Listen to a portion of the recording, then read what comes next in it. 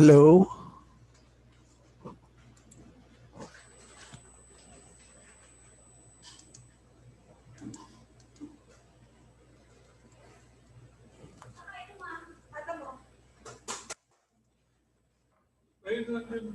Hi.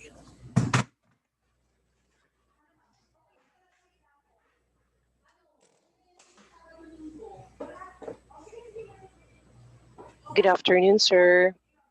Hi, good afternoon everybody. Good afternoon. Nasaan yung iba? Let's wait for them. Let's give them time to join bago ako mag-share screen. Tsaka may i-open pala ako sa inyong concern ko regarding dun sa GC natin. Naririnig ba ako? Yes, sir. O sige. Kamusta? Ilan na tayo? Nadagdagan na ba tayo? Kasi nung last time ako nag-check, 156 tayo. Ilan na tayo as of today sa GC? Ilan na tayo as of today sa GC?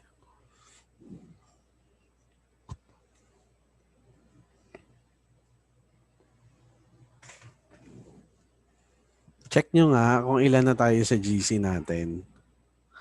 Paki-check. Tapos yung iba nyong classmate, yung hindi pa nagjo-join kahit minsan, second meeting na natin to. Tapos second to the last meeting na natin to for this year. So, ang ano natin, ang Jean Alec Sir? Boticario. Kapatid mo ba yung grade 12? Opo. Ate mo siya, ate mo. Yes po. Oo, kasi estudyante ko rin siya nung isang taon. So ano na siya, estudyante ko siya uli ngayon pero sa grade 12 na. Okay? Ilan na ba tayo? 14? Oo. Kasi ang concern ko lang yung sa ano natin, sa GC natin, ang daming nagcha-chat. 'Di ba sinabi ko bawal gamitin yung chat, yung GC natin sa mga personal na chat. 'Di ba? Ang daming messages. Ang daming messages. Napansin niyo rin ba yung reading and writing na GC natin?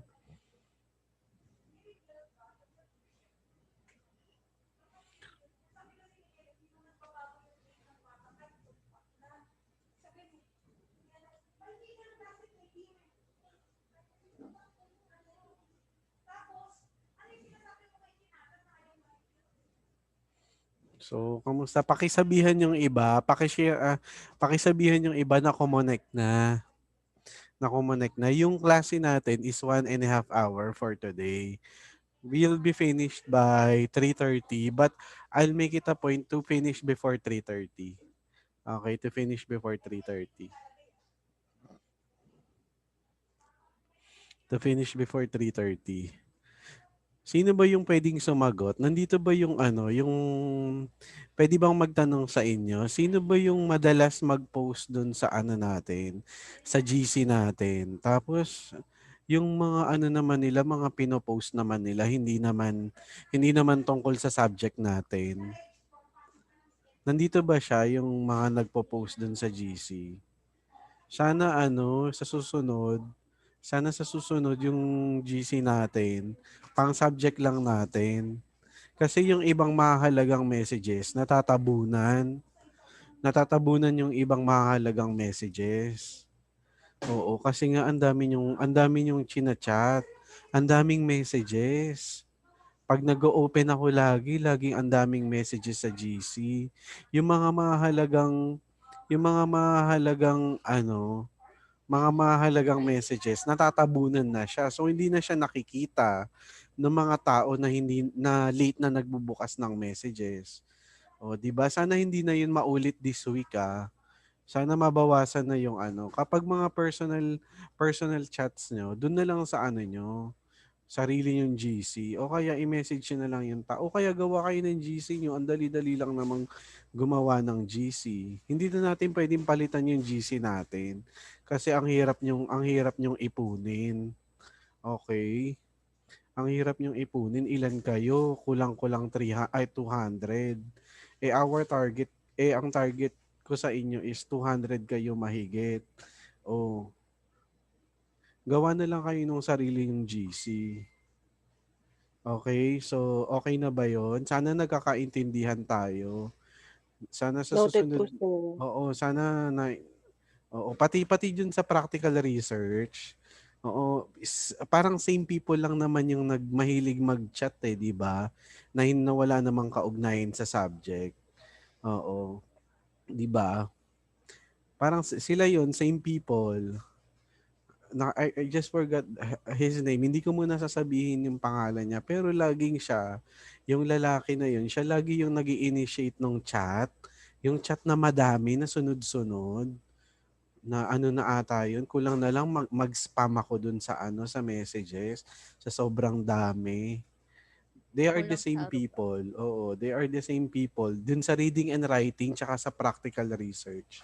So sana, oo nga. Oo nga, Angel Marie, ayokong banggitin yung name niya kasi hindi ko pa naman kayo nami-meet.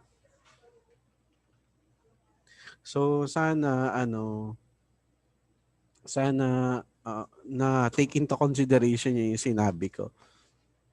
Sa susunod, okay na sana. So okay, we'll start. We need to finish. We need to finish week 2 and week 3 today. Week 2 and week 3 today so that next week we'll just have to finish week 4.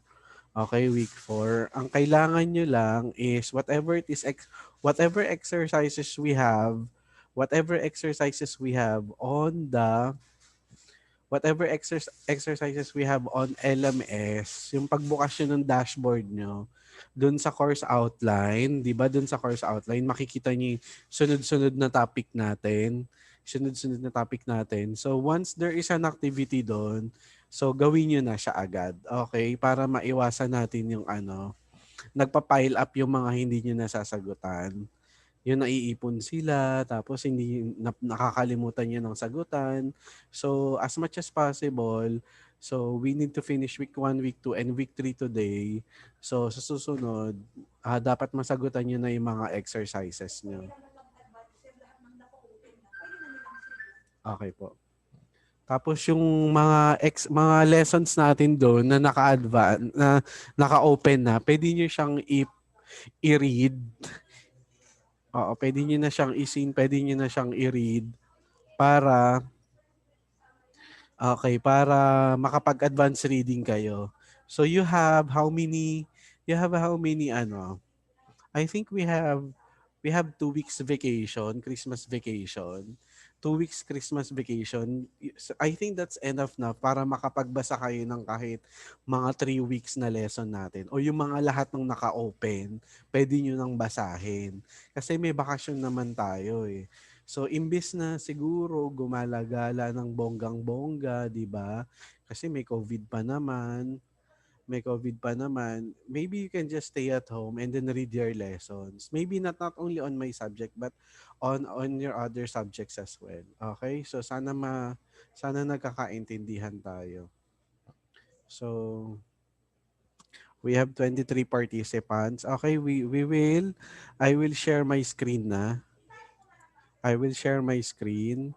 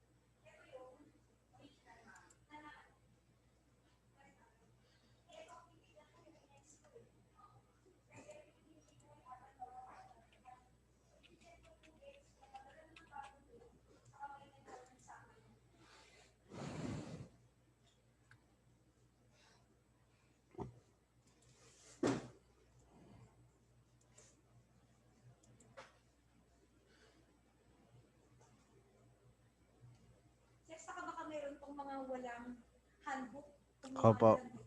Tapos, additional announcement natin.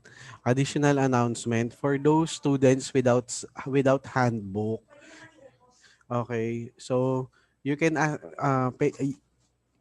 pwede nyo nang kunin yung handbook nyo dito sa school, or if ever kung hindi nyo makuha yung handbook ninyo, pwede nyo iutos sa bahay.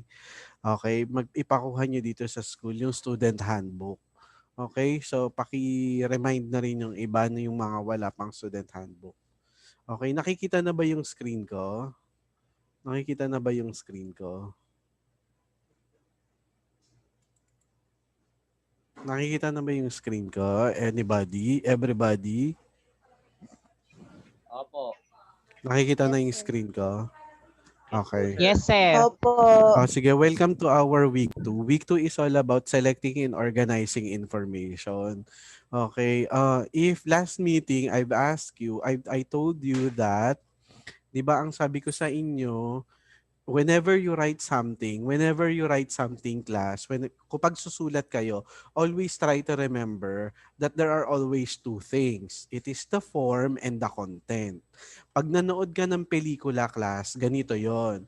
Pag nanood ka ng pelikula, bago mo masabing maganda ang isang pelikula, dapat maganda yung story, tapos maganda rin yung pagkakagawa. Okay? 'Di ba yun yung hinahanap natin? Maganda yung story at maganda yung pagkakagawa. Parang Titanic, 'di ba? Napakagandang love story, tapos yung pagkakagawa ng movie talagang mamamangha ka. Okay? It is the same with our subject. Whenever you write something, you always have to remember two things. It is your content and it is your form. Okay? Yung laman ng sinulat mo at kung paano mo sinulat yung isang bagay. Okay? Remember those two things. Okay? So week number two is all about selecting and organizing information. Okay, so one basic skill in learning in writing composition is to know how to outline. Okay, so ganito yon. Yung ibang tao, they do not know how to write. Okay, maybe a lot of you have forgotten to touch a ball pen or to touch a pen or to touch a pencil when he writes something. When he writes something or when he wants to write something. Okay, sino yung naka-experience ng ganun dito? Yung naninibago pag may hawak na ball pen. Sige nga, sino yung naninibago dito?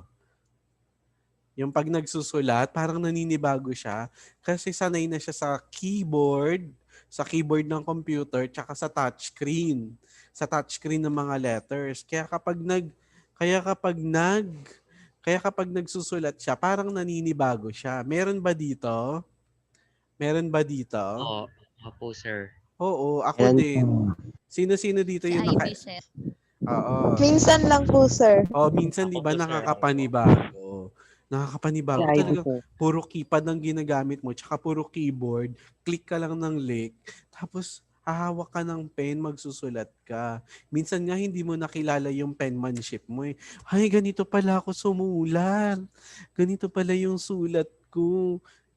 Tapos yung iba, hindi pa rin sila marunong ng cursive. Kasi nga hindi sila madalas magsulat. A lot of you do not know how to write in cursive.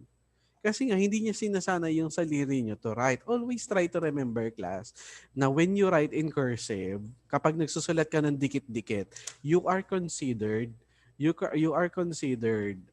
na higher learning yon. Kasi kumpara dun sa print, mas higher learning kapag nagsusulat ka ng dikit-dikit. Okay? Kaya next time, if you have time to write, if you have time to write,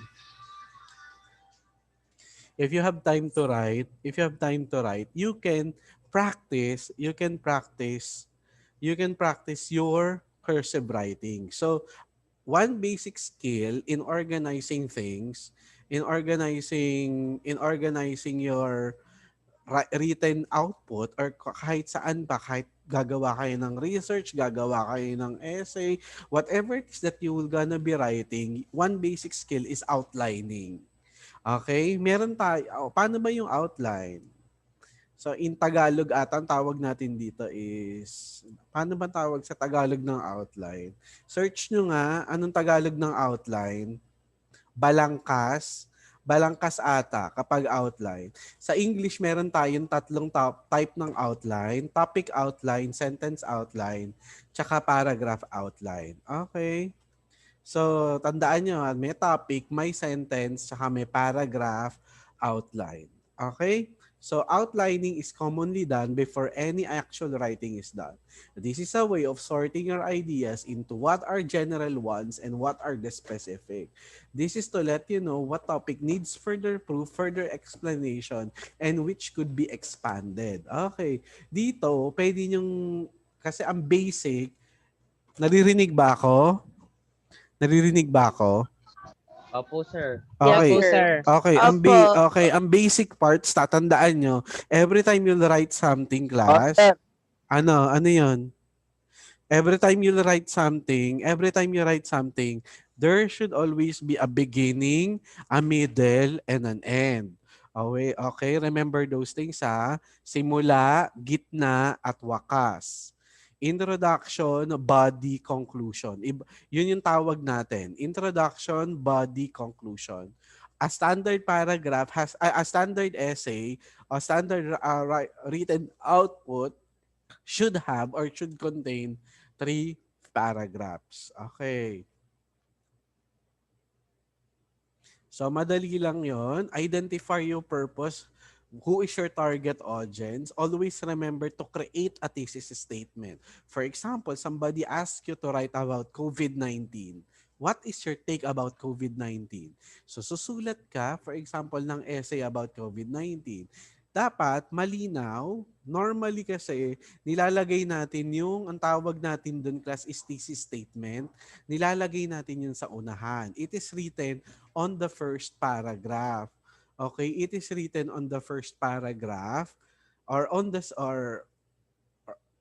first paragraph, pwede mong sabihin, COVID-19 is a deadly virus that killed millions of people around the world. So that's your thesis statement. You will write something about COVID-19 as a deadly virus. As a deadly virus. Okay, for example, you can also write about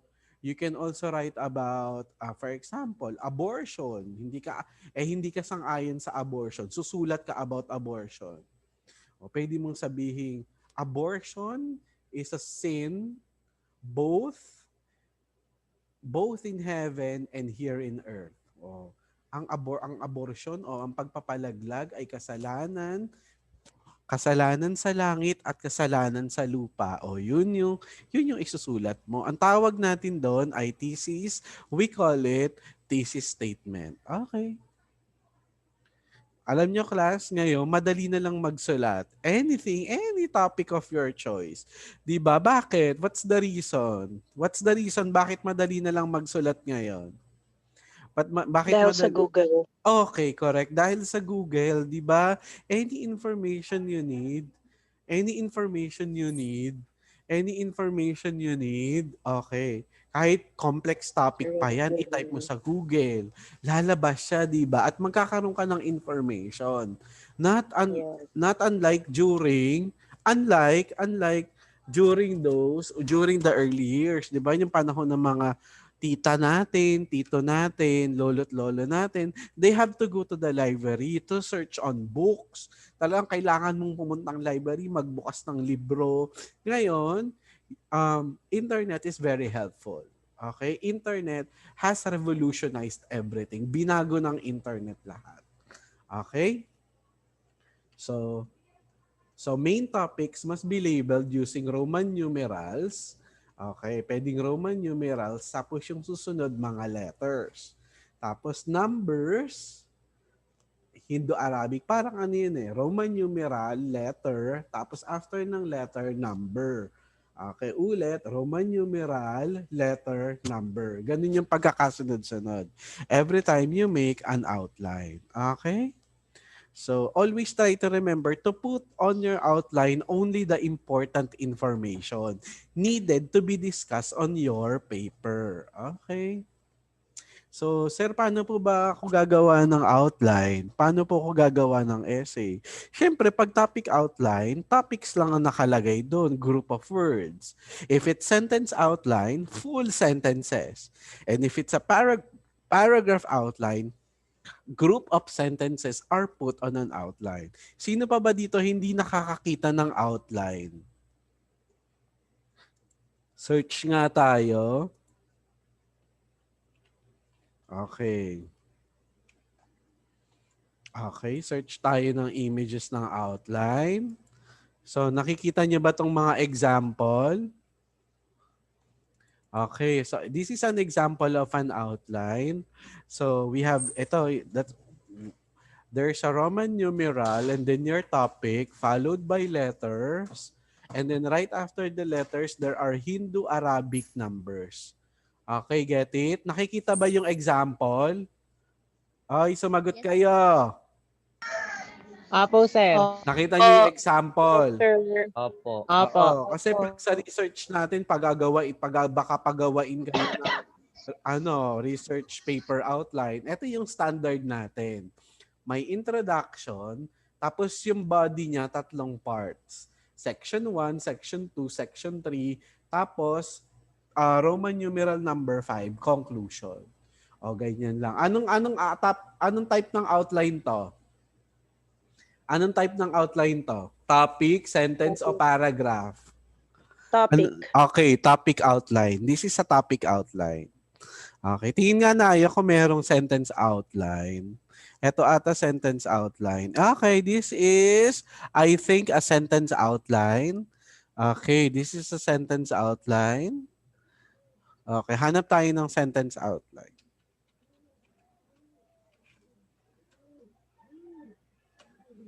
Okay, sentence outline example.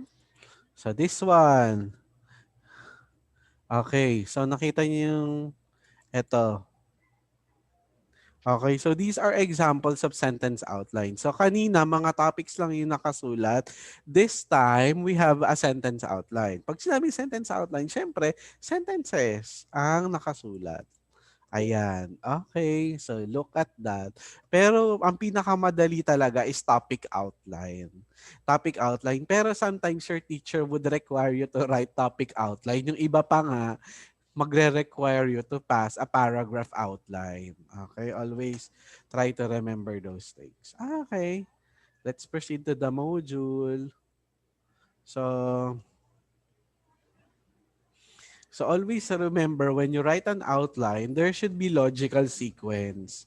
Okay, logical sequence ha. Kunyari, ang dinidiscuss mo, you have cause, effects, conclusion, solution. Di ba? Oh, COVID-19 ang topic mo. Oh, merong causes of COVID-19, effects of COVID-19, solution for eradicating COVID-19. Dapat ganon sunod-sunod, which it should have a logical subordination. Dapat tama yung pagkakasunod-sunod. Parallel structure, and the mechanics. Okay? So mga simpleng bagay lang to, capitalizations, grammatical structure, so you could check your grammar check every time you write something, di ba? Pero sino na sa inyo how many of you has experienced Grammarly? Grammarly, di ba may Brainly? We have Grammarly. Okay, we have Grammarly. So who among you here has experienced Grammarly? Yun na-encounter niya na yung Grammarly. Anybody? Yung Grammarly, it's an application. You can check on it. So check natin ha. You can check. Let's check on it. Ayan. Ayan siya. Oh. Yung Grammarly. It's an application, free online assistant. Whenever you write something, Grammarly corrects your grammar, Grammarly gives suggestions, Grammar edits your work. Okay? So, it's an application. So, kung may time kayo, download pag may time. Download ng Grammarly. Kasi meron tayong subject na research. Okay, next. This is a sample outline. So how do we achieve a paragraph? O gumawa ka na ng outline. How do we achieve an effective paragraph? Sir, paano po ba gumawa ng paragraphs? Kasi always remember class, paragraphs are group of sentences. Okay? If you do not know how to make sentences correctly, you cannot make an effective paragraph. Always try to remember class, grade 11 na kayo. Tapos na kayo sa grade 6, grade 11, 12, ay grade na 7, 8, 9, 10. O grade 11 na kayo. So nakailang English na kayo, pang-11 English subject niyo na to. You are expected to know how to write English sentences correctly. Or as much as possible, you are expected to know how to write simple sentences. Oh, sino pa ba dito yung hindi marunong magsulat? Oh, ng effective sentence. Imbis na puro K-pop, wala namang masama sa K-pop. Manood din kayo ng YouTube tutorial. Tutorial on how to make sentences. Okay? Kung nahihirapan kayo. Okay? And do not afraid to commit mistakes. Because we could always edit it. May pang-edit tayo na app. Di ba? Sa Word, meron tayong grammar check. Oh, check ng Word yon. Oh. Kung may mali, malalaman nyo. Wrong spelling, wrong grammar. Okay, you would know if there's something wrong with whatever it is that you have written. So how do you develop effective paragraphs? Okay, number 1, unity. Okay, unity. So how do we know if there's unity in a paragraph or unity in a sentence? All sentences develops a main idea. O for example, ang topic nyo is COVID-19. Your paragraph should only talk about COVID-19. Hindi yung napakarami yung dinidiscuss. O COVID-19, ano ba yan? COVID-19 ba yan sa Philippines or COVID-19 all over the world? Kasi you mentioned, the number of cases in the Philippines is 500,000, nearing 1 million, 500,000 cases in the Philippines.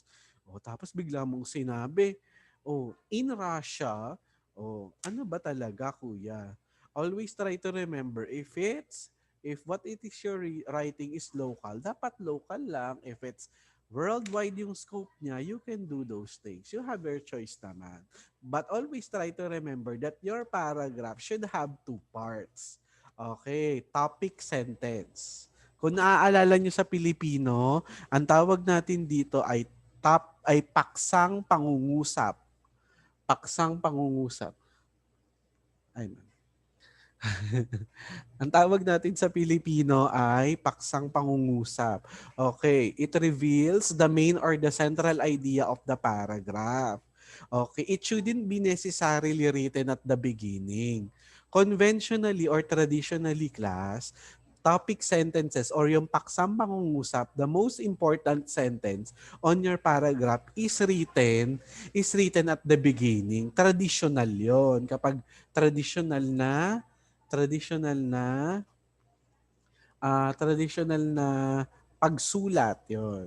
Traditional writing, topic sentences at the beginning. But you can also write it on the middle or at the end. Okay, you have a choice. And always try to have supporting details.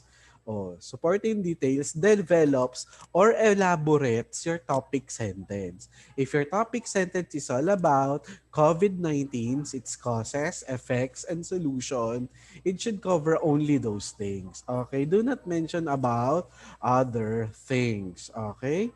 Next. What about clinching sentence? Clinching sentence, so other than topic sentence, supporting details, we have clinching sentence. Clinching sentence is your closing paragraph. Okay? Like in the experiment, di ba, during high school, nung grade 7, 8, 9, and 10, if you're doing an experiment, tapos may workbook, tapos sa dulo ng workbook, may conclusion. So ganito rin sa pagsulat ng paragraphs or essays in English. There should have a clinching sentence. It should be connected to the topic. Okay? So number 1 is unity. Number 2 is coherence, orderly movement. So how do we achieve coherence? So pag sinabi natin coherence, there is a continuity, okay? Okay, there is a continuity. Okay, so there is a continuity. So it could be in three different ways. It could be chronological, space, or logical order. Paano ba yun? If it's chronological order, it speaks about the element of time. Okay? Okay, the element of time. Okay, 2018 came before 2019, and then 2019 came before 2020, and 2021 comes after 2020. Okay, and we call it chronological movement. Okay? So, saan ba natin karaniwang ginagamit yung chronological order? We use it on description and historical accounts. Okay? For example, you're gonna be talking about on your research paper or on your essay, the history of COVID-19. Di ba? It was first discovered in China, a mysterious virus. Di ba? During the latter years of 2019, then it spread to nearby countries by 2020. Okay, so nagsimula yung COVID ng 2019, December ng 2019, tapos nagsimula siyang kumalat buong 2020. Buong taon ng 2020. That's the time it spread all over the world. Okay, so okay, yun yung chronological order. Paano naman yung space order?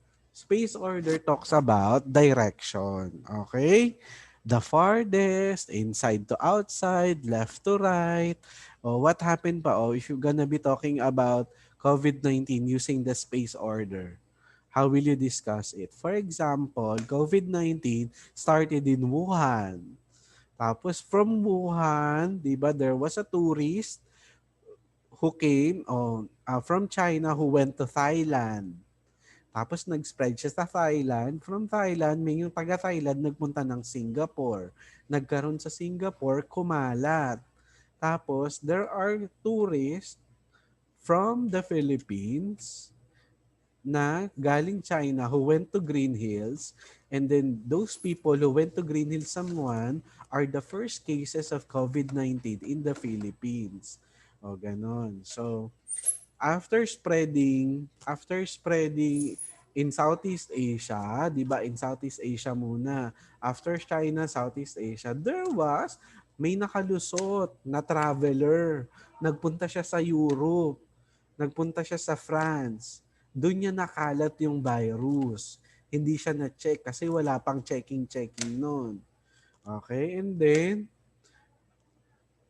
when all of Europe was infected, a certain European traveler went to the United States.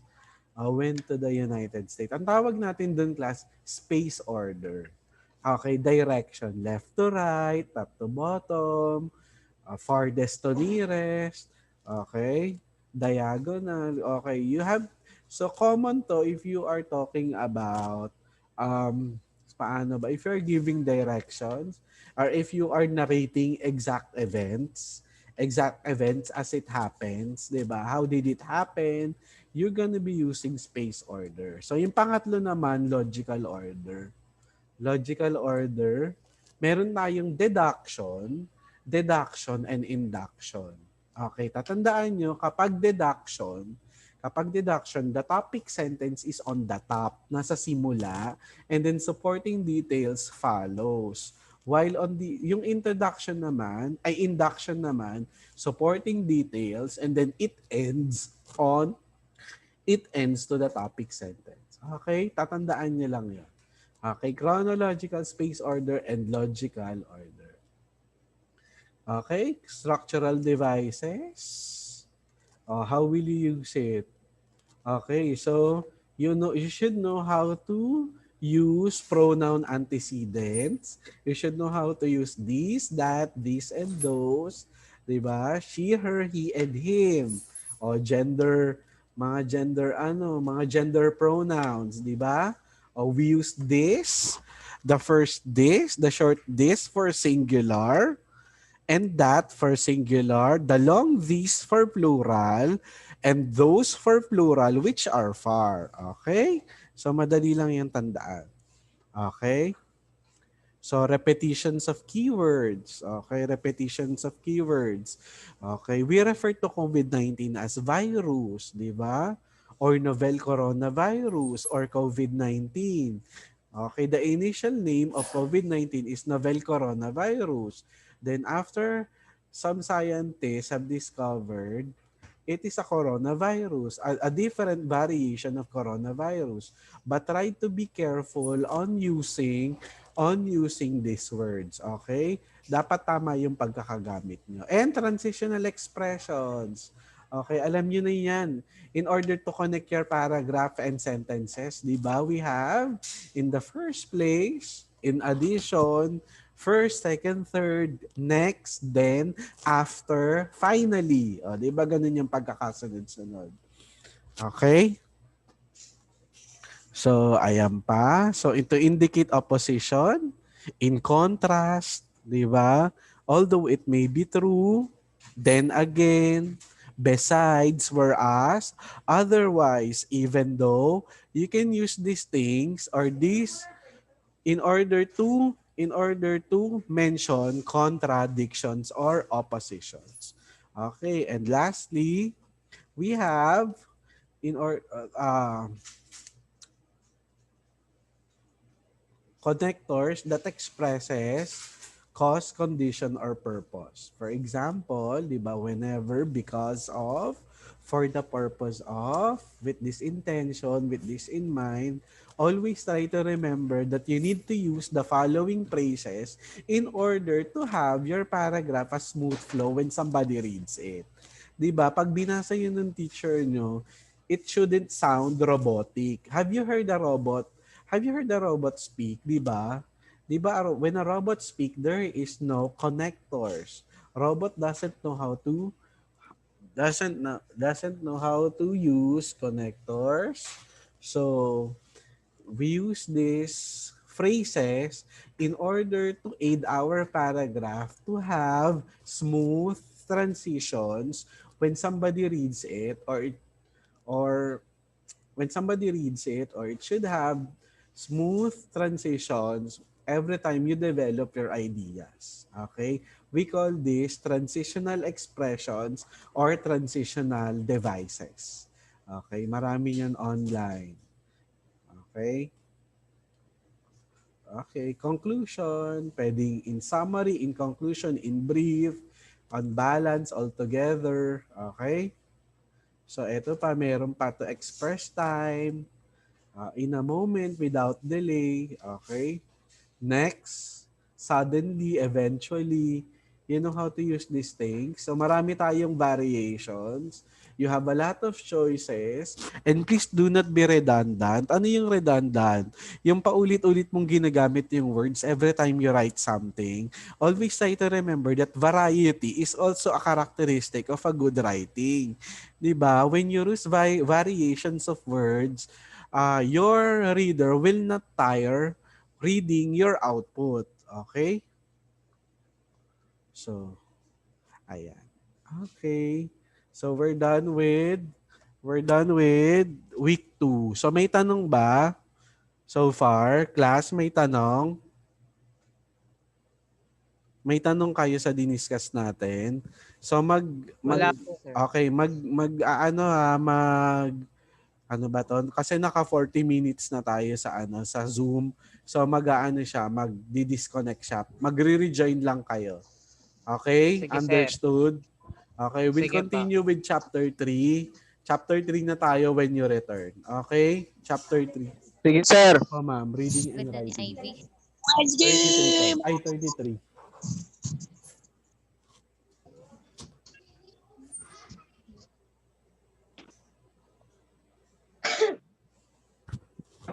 So rejoin lang kayo kapag ano. Sinabi ko na sa'yo yan.